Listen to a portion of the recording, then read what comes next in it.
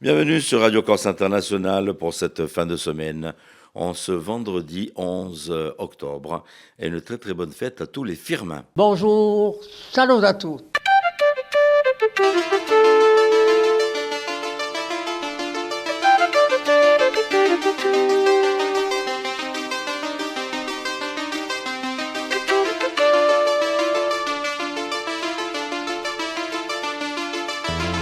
All'ascolto di Radio Corsica Internazionale, prima Radio Corsa. Siamo sempre qui.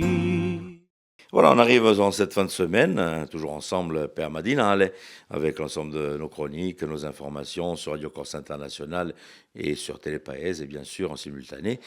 Alors j'espère que vous avez bien passé la matinée déjà, un bon réveil, et puis le week-end qui s'approche très très vite. On va voir dans un petit moment Philippe Jam qui va nous donner aussi un petit bulletin météo pour ce week-end, savoir si on va aller récolter les champignons ou bien les escargots. On va voir ça dans quelques petites secondes avec Philippe Jam. Juste après, donc nous aurons aussi l'information de ce jour.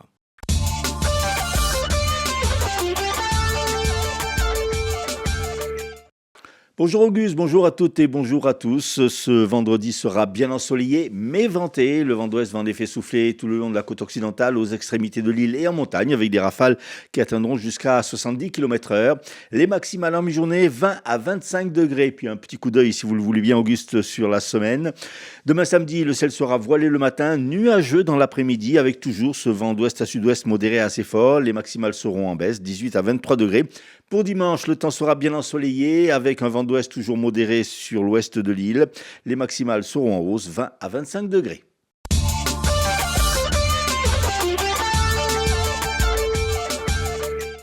Un jeune homme de 20 ans a été reconnu coupable d'outrage et de menaces de mort envers un enseignant de Montésor à Bastia par le tribunal correctionnel de Bastia et condamné à 2 mois d'emprisonnement avec sursis, 800 € de dommages et intérêts et a effectué un stage de citoyenneté sur les valeurs de la République et le devoir du citoyen à ses frais. Dans un délai de 6 mois, ancien élève du lycée de Montésor, le 9 septembre dernier, il s'était introduit dans l'établissement pour voir quelqu'un voulant ressortir du lycée par un autre accès, un accès interdit. Il avait alors été interpellé par un enseignant et les choses s'étaient envenimées. Si les versions diffèrent selon le plaignant, l'enseignant et l'agresseur présumé, celui-ci a donc été reconnu coupable.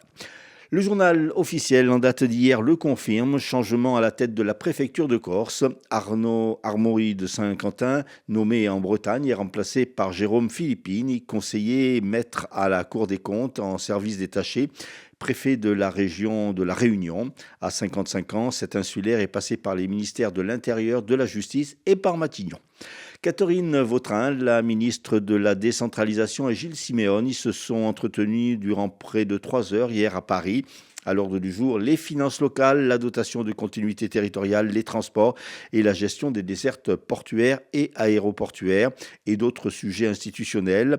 La ministre aurait rassuré le président de l'exécutif au sujet notamment de la dotation de continuité territoriale et le rattachement de la Chambre de commerce à la collectivité de Corse. Pour Gilles Simeoni, je cite, « On a progressé de manière significative sur certaines questions, notamment celle des ports et des aéroports, la réindexation de la dotation de continuité territoriale, ainsi que la mise en perspective de la révision constitutionnelle. » Catherine Vautrin a confirmé qu'elle viendrait à la rencontre des élus insulaires à la fin de ce mois. Après Bastia, il y a quelques semaines, le préfet de la Haute-Corse, Michel Prozic, représentant de l'État, et la communauté des communes de l'île Rousse-Balagne ont signé hier une convention pour lutter contre le non-recours aux droits sociaux. Cette initiative, qui entre dans le cadre de l'opération Territoire Zéro Non-Recours, permettra de repérer et d'accompagner les habitants en difficulté et l'accès à leurs droits. Enfin, Air Corsica a présenté hier une nouvelle liaison aérienne entre la Corse et le continent, Bastia-Toulouse. La liaison sera assurée les lundis et vendredis ou vendredi et dimanche selon la période de l'année. Prix du billet en aller simple à partir de 69 € TTC.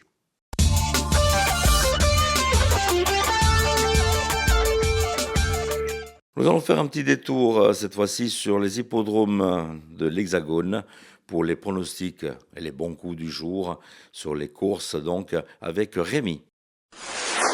Les pronostics hippiques de Rémi sur Radio Corse International.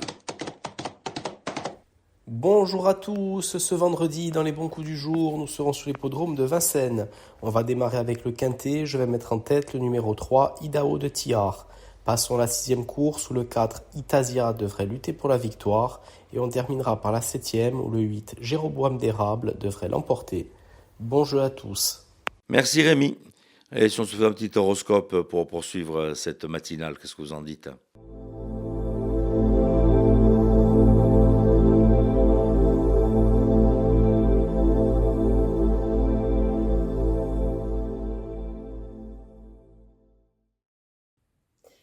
Et bonjour à tous, on se retrouve pour ce vendredi, on va voir un peu ce que l'on a à vous dire. Alors, les béliers, sachez bien que les communications au niveau professionnel aujourd'hui sont protégées. Faites preuve d'une bonne argumentation et choisissez bien vos mots. Les taureaux, vous allez vous sentir particulièrement fatigués, le repos sera à favoriser, essayez de vous coucher tôt. Les Gémeaux, vous allez avoir envie de changement, vous allez avoir envie de mouvement et de nouveauté, mais peut-être que vous ne pourrez pas le faire comme vous pouvez le concevoir dans votre tête. Les Cancers, certaines perturbations au niveau sentimental, le but sera d'avancer, ce n'est que temporaire cette sensation de perturbation, c'est une phase de transition dans la finalité. Les lions, vous allez passer écouter une très bonne journée dans le bonheur et la réussite. Clairement, pas grand-chose de plus à dire là-dessus. Et ça, c'est cool, profitez-en. Les vierges, vous pourriez faire des rencontres intéressantes au niveau sentimental par le biais du travail. Les balances, aujourd'hui, vous allez ressentir une grande envie, pareil, de vous reposer, d'être en paix, d'être tranquille. Et peut-être même, pourquoi pas, de favoriser du temps avec vous-même. Les scorpions, attention aux faux amis. Aujourd'hui, vous pourriez avoir des disputes avec certaines personnes qui, jusqu'à présent, courbaient le dos face à vous.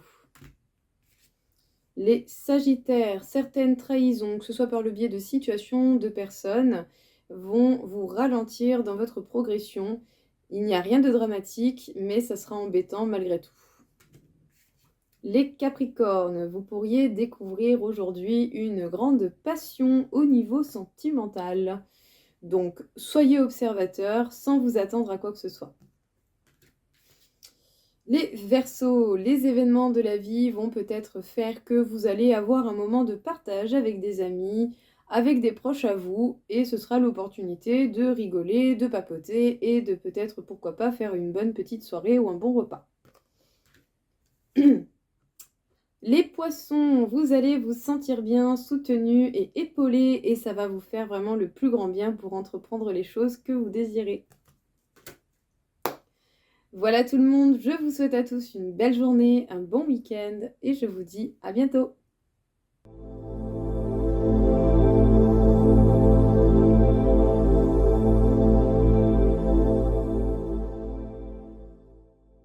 Alors, on va se faire un petit détour sur vos sorties de ce jour, de ce week-end, avec l'agenda du jour.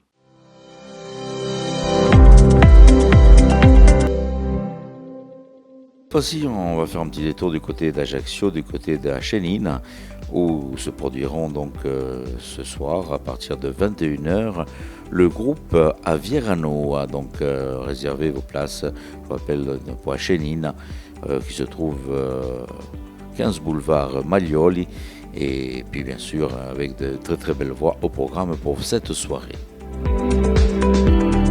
Un petit détour cette fois-ci du côté de Porto Vecchio. Nous allons retrouver ce soir du côté de la Salle Rouge à Porto Vecchio les Chiamaialesi. N'hésitez pas à y faire un petit détour. La musique traditionnelle, les chants sacrés, la polyphonie, les piliers de la musique et de la culture corse qui seront donc au rendez-vous à partir de 20h30. Et le festival Artemar se poursuit encore ce jour, ce vendredi, donc, avec une représentation et une séance qui sera donc en avant-première, La Pivoleuse, à savoir qu'il y aura la présence de l'équipe du film, donc du côté du cinéma Le Régent à Bastia, et ce sera à partir de 19h.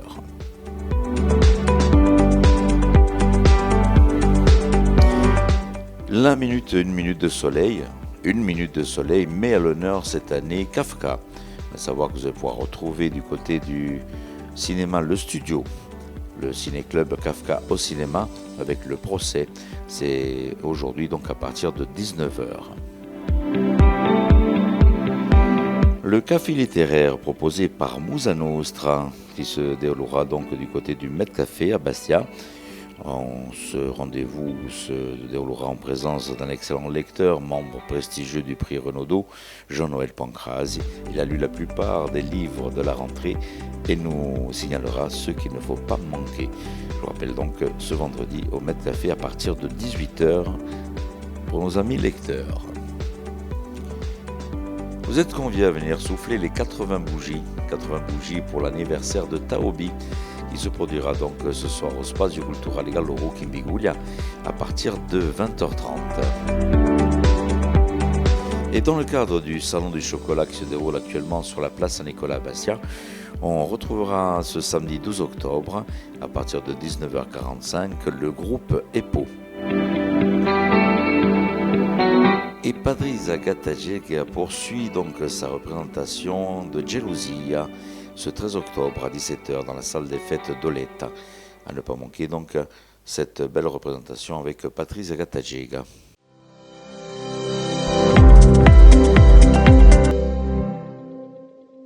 Voilà, de belles sorties donc prévues, que ce soit dans les salles de cinéma ou bien dans les salles de spectacle pour ce vendredi, ainsi que pour ce week-end. Notre invité sera un sculpteur aujourd'hui, ce sera Cyril Maccioni, qui sera donc l'invité de la rédaction et de Philippe Jam. Notre invité aujourd'hui, Cyril Maccioni, qui est artiste sculpteur.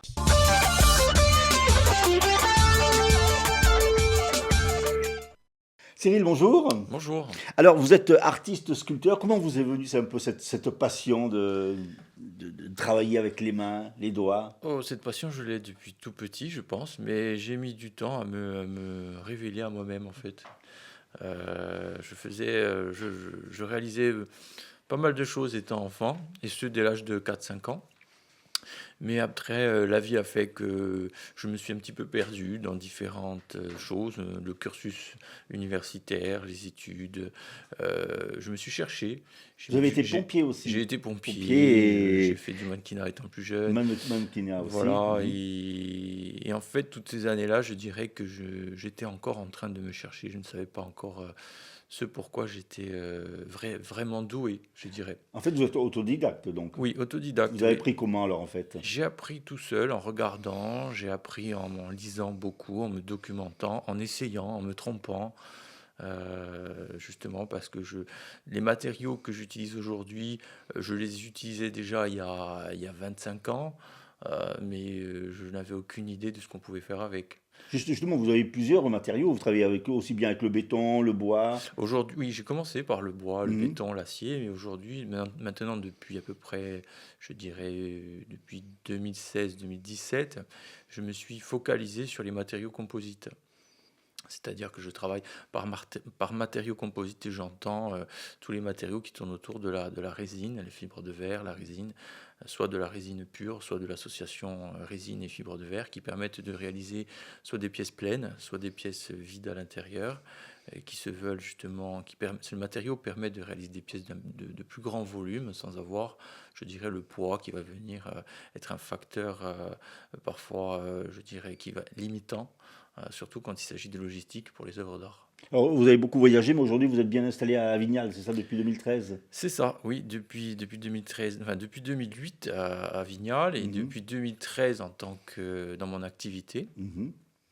Et voilà, depuis, j'ai d'abord débuté à l'époque par la réalisation de mobilier, d'où l'idée d'appréhender tout un tas de matériaux différents. Je réalisais du mobilier en bois, en béton, en acier. Et j'ai ressenti assez rapidement le besoin de migrer vers la sculpture.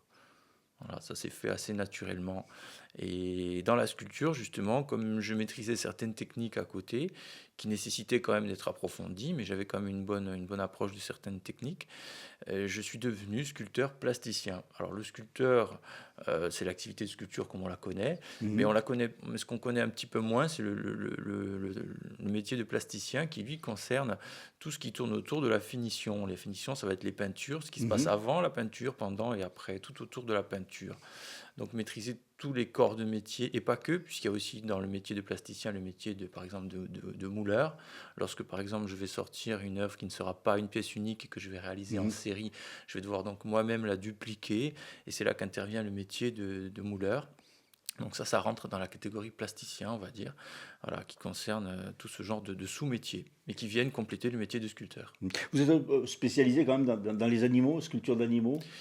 Oui, on me connaît surtout pour mes animaux, bien que je n'ai pas fait que ça, mais on va dire que oui, plus de 90% de ma production tourne autour des animaux. Pourquoi les animaux, c'est parlant, Les animaux, parce que j'ai toujours vécu à proximité des animaux, j'ai toujours aimé, je dirais, j'ai toujours vécu à la campagne, j'ai toujours vu des animaux, j'en ai toujours eu, et pour moi, ça coulait de source de réaliser des animaux, parce que je trouve que c'est ce qu'il y a de plus beau. J'essaye justement dans mon travail c'est dur, hein, mais j'essaye de magnifier ce qui est déjà magnifique. J'essaye juste de sensibiliser les gens, je dirais, au fait que les animaux sont nos égaux. Oui, vous luttez un peu contre la maltraitance. Voilà, j'essaie de sensibiliser, j'essaie de montrer un petit peu la beauté animale pour qu'on la respecte un peu plus, tout simplement, et pour qu'on aille dans ce sens. Alors comment se fait le choix des couleurs ensuite? Alors les couleurs, justement, ça peut paraître bizarre, mais les couleurs, j'ai commencé par du noir. Noir. À l'époque, je me suis fait connaître par du noir, parce que je dirais, certains de mes collaborateurs, des galeristes notamment, me disaient qu'il fallait que je me focalise sur une couleur pour pas partir dans tous les sens. C'est vrai que je l'ai fait pendant un temps, c'est vrai que ça m'a permis de me faire connaître, c'est vrai que ça m'a permis d'arriver à avoir une certaine légitimité. Mais ensuite, comme je suis quelqu'un d'éclectique et qui justement s'intéresse à beaucoup de choses, de techniques, quand j'ai vu la technologie évoluer, notamment dans le monde des peintures et des couleurs, je m'y suis intéressé de suite et j'ai voulu vraiment apporter de la touche de la couleur dans mon travail. Et aujourd'hui, on a un panel de couleurs qui est impressionnant dans le monde de la peinture. On a des couleurs qui n'existaient pas encore il y a 10 ans. Donc c'est fantastique de pouvoir justement s'exprimer au travers de plusieurs couleurs différentes, de plusieurs textures différentes aussi. C'est pour ça que je me suis diversifié et c'est devenu ma marque en fait, c'est mon éclectisme en fait. Vous avez même fait des animaux sans yeux? Exactement, mes animaux étaient sans yeux, ils le sont toujours d'ailleurs. Normalement, À part la tortue a ses yeux, parce que là on est dans une démarche, je dirais, plus académique. On va en parler de la tortue, oui. Mais mes animaux sont sans yeux parce que justement, ma démarche voulait que ces animaux, à l'époque, quand je les ai débutés ainsi, voulaient qu'ils avaient fait, je dirais, don de leur vue afin de nous inciter, nous les humains, à l'acuité. Ils ont fait le sacrifice de leur vue à l'époque, voilà, je le voyais comme ça.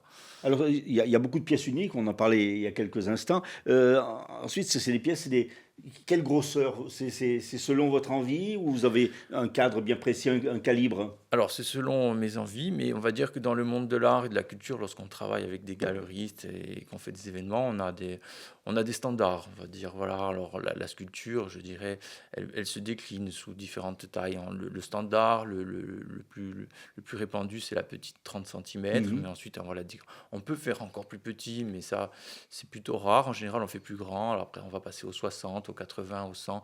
Je peux aller jusqu'à 3 mètres et plus. Voilà. Un peu comme Orensky, alors, en fait, qu'on voit dans les... Oui, pour ne citer que lui, hein, mais voilà, tous les beaucoup. artistes aujourd'hui déclinent dans plusieurs tailles. Après, il faut savoir juste faire la différence entre un artiste qui va faire une série de 2500, 5000, et une vraie série d'art qui, elle, normalement, ne dépasse pas 12 unités, 8 plus 4, en fait, 8 épreuves plus 4 épreuves d'exposition. Et ces pièces uniques, en plus, vous les exposez un petit peu partout dans le monde, c'est ça?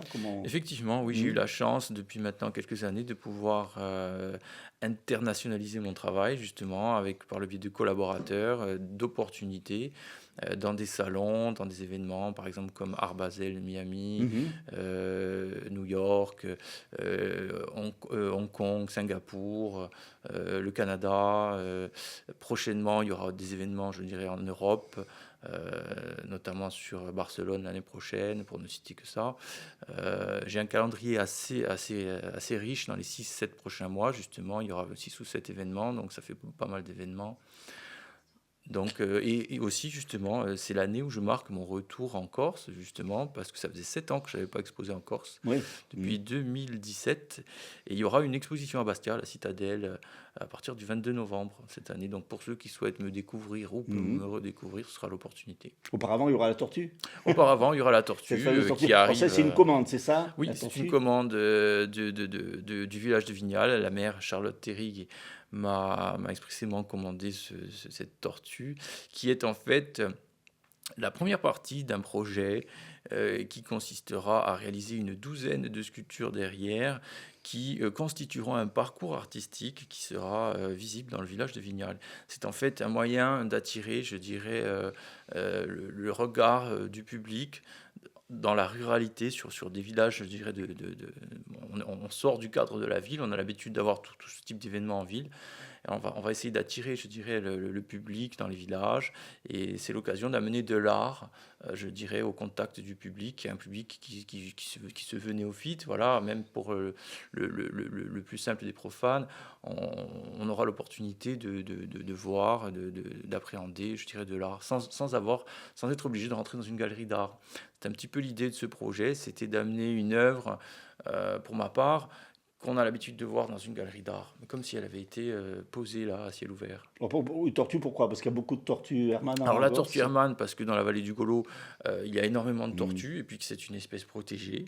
Donc pour moi, ça coulait de source. Quand j'ai fait cette proposition, elle a été validée de suite. Ensuite, il y avait, je dirais, un cahier des charges, entre guillemets, une volonté de la part du maire de faire quelque chose de très visible. Donc il y a eu vraiment, je dirais, une recherche approfondie de ma part, ça a été un casse-tête, je ne vous le cache pas, de trouver la couleur appropriée afin de créer quelque chose qui se veut à la fois visible, mais étant donné qu'elle est de suite sur le bord de la route, afin qu'elle ne dérange pas, je dirais, qu'elle ne vienne pas contrarier la circulation. Je suis connu pour faire des couleurs qui peuvent refléter un peu trop la lumière, donc ça pourrait, ça aurait pu être un problème. Il a fallu donc trouver une couleur appropriée. Je pense qu'on a trouvé la bonne couleur. C'est une couleur qui est inhabituelle, certes pour une tortue, mais elle est à l'image de mon travail. Quelle est l'envergure de la sculpture? C'est une pièce qui va faire 3 mètres de long par 2,50 m de large sur 1,20 m de haut. La tortue ne sera pas seule, elle sera accompagnée d'autres espèces vivantes, je dirais. J'ai choisi de l'accompagner d'insectes. Et on va la découvrir très prochainement. Justement, vous avez mis des papillons sur la carapace, voilà, c'est ça? Il y a des papillons, il y a 13 papillons qui ont été disposés sur la carapace. Et je dirais d'où le titre de l'œuvre. On en revient maintenant au titre de l'œuvre, Osmosis, Hermann Osmosis, parce qu'elle reflète ce que j'ai fait en amont ces temps-ci, à savoir la série Osmosis. Ce sont des œuvres auxquelles je dirais des œuvres où on voit des animaux qui sont accompagnés de papillons, essentiellement, pour, je dirais, véhiculer le message, un message de paix, de tolérance, et que l'idée qu'on puisse vivre en osmose et en profitant non pas l'un de l'autre, mais en profitant l'un à l'autre, justement. Cette tortue, on la verra très bientôt? Oui, on la verra très bientôt. Avant votre expo? Oui, avant mon expo, oui. Quand vous travaillez justement sur une commande comme ça, vous vous consacrez uniquement à cette commande ou vous continuez à sculpter à côté? Alors au début, oui. J'ai commencé à travailler, comme je le fais tout le temps, je travaille sur plusieurs pièces en même temps. Mais à un moment donné, lorsque j'ai abordé la phase critique, j'ai dû me consacrer entièrement à ça. Alors en amont, j'avais prévu que ça allait se passer comme ça. Donc j'avais beaucoup travaillé en amont pour réaliser des pièces, pour répondre à la demande que je peux avoir de la part des collectionneurs, des galeristes et tous les événements qui étaient prévus. Donc ça m'a obligé à travailler, je dirais, à un rythme très très soutenu, en amont et pendant aussi. Et maintenant qu'elle est terminée, je dis terminée, mais je travaillais encore dessus hier, si vous voulez tout savoir. Hier, j'apportais encore quelques retouches. Et alors que je la considérais comme terminée il y a déjà 15 jours, mais je vois, quand je passe devant une œuvre, après il y a toujours la deuxième, la troisième, la quatrième lecture, et à un moment donné, il y a quelque chose qui me froisse, qui fait que je me dis non, là, il faut que je revoie ça me plaît pas, ça me convient pas, alors je reviens dessus. Mais alors que j'étais déjà parti sur autre chose, justement, parce que je reviens à mon travail, j'ai beaucoup de travail en retard, et du coup, je travaille sur tout ce que tout ce que je n'ai pas pu faire pendant ces 8 derniers mois, justement. Cyril Machoni, merci beaucoup. Donc, on Merci a à hâte de vous. voir cette tortue du côté de Vignal et puis l'expo en novembre, c'est ça Voilà, le 22 novembre à la Citadelle de Bastia, ce sera à la galerie de Co, que les gens, je pense, connaissent maintenant sur la Citadelle de Bastia, elle fait des expositions depuis plus d'1 an.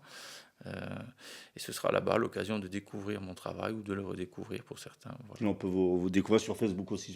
Sur Facebook, sur Instagram, sur LinkedIn, sur Twitter, enfin X, anciennement Twitter aussi. Voilà. Merci beaucoup. Merci à vous.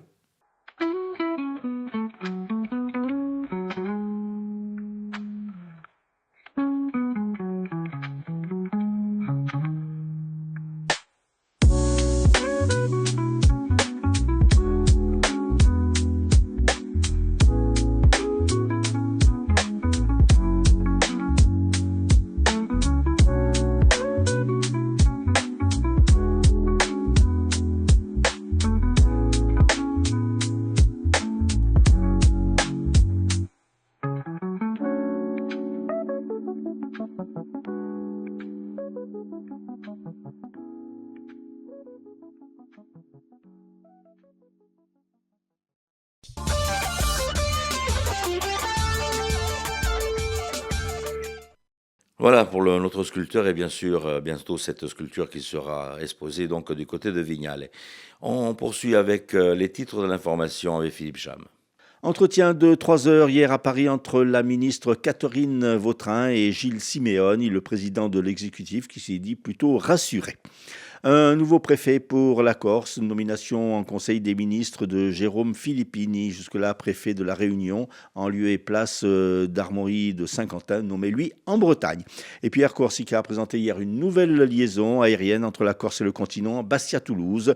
La liaison sera assurée toute l'année à partir de 69 € TTC l'aller. Merci Philippe pour les titres de l'information et puis bien sûr on vous retrouvera lundi, donc même heure, même antenne.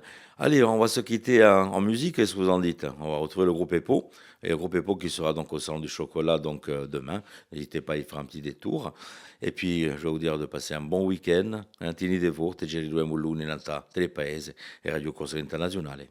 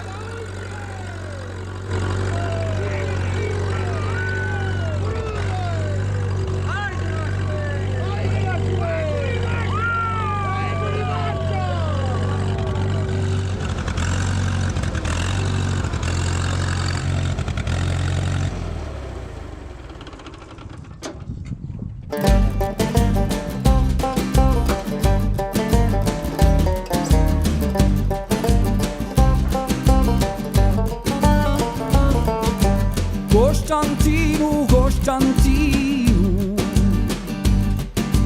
sta camicia fior di lino, di notato di mattina, a di portina un spino, a guardarti da vicino. Costantino, Costantino, negra sta camicia fior di lino. Mariuara, ia ortale și mi-o spală, le gustă fundetă măioară, s-o usuci în sân de seară. Și pentru atâta lucru, mărioară, mărioară, nu ți-ar mai putrezi trupul. Și pentru atâta lucru, mărioară, mărioară, nu ți-ar mai putrezi trupul. Poftă bun!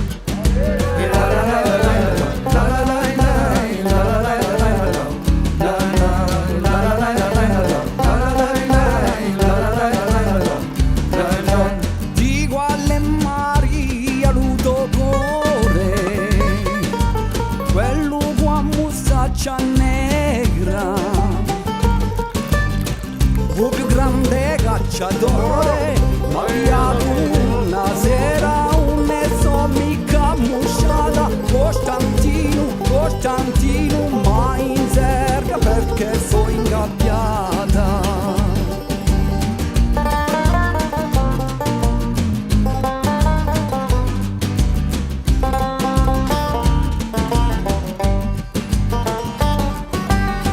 Maria privighe fare, Maria si un signore, c'è che snotte per cuore, chi canta la notte fresca, o sentite arcita batte, per li guarda stanno te, capatuio della spate, marijuana, sci forbelle vostre quate. Quando ti aspetto fuori, Mariuccia, un canto di primavera.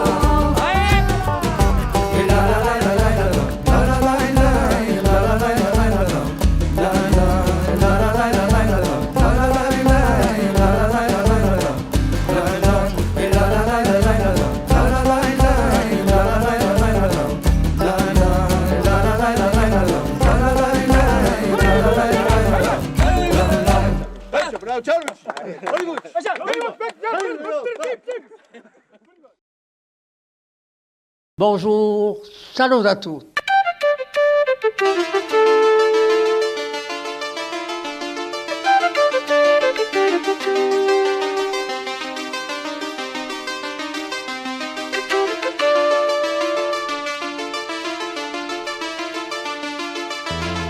All'ascolto di Radio Corsica Internazionale, prima Radio Corsica. Siamo sempre qui.